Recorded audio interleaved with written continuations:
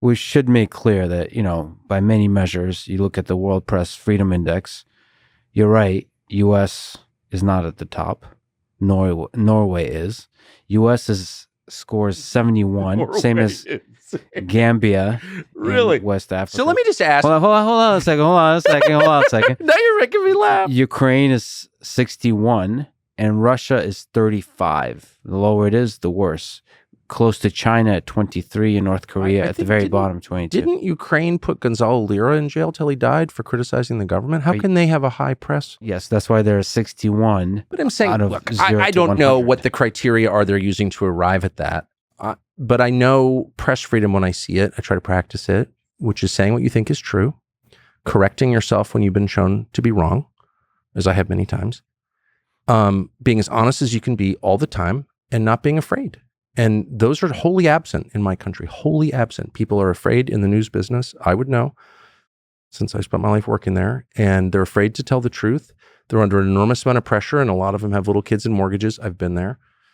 So I have sympathy, but they go along with things like you are not allowed, if you stand up at any cable channel in the United States and say, wait a second, how did the Ukrainian government throw a U.S. citizen into prison until he died for criticizing the Ukrainian government? And we're paying for that.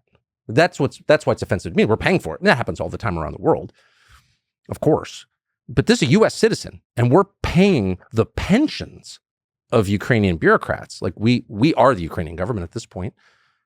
And like, if you said that on TV, on any channel, well, you'd lose your job for that. So like, that's not, I don't care. Or Norway is at the top, really, Norway. If I went on Norwegian television and said NATO blew up Nord Stream, which it did.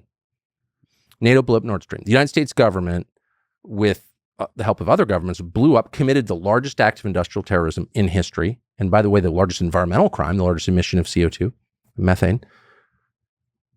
Could I keep my job? No.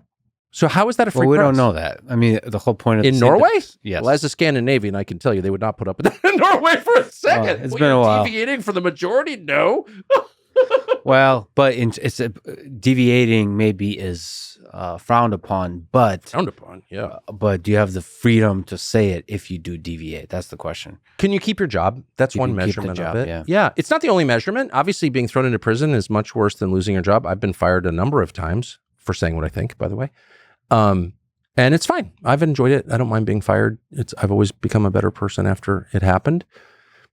But it is one measurement of freedom. If you have the theoretical right to do something, but no practical ability to do it, do you have the right to do it? And the answer is not really, actually.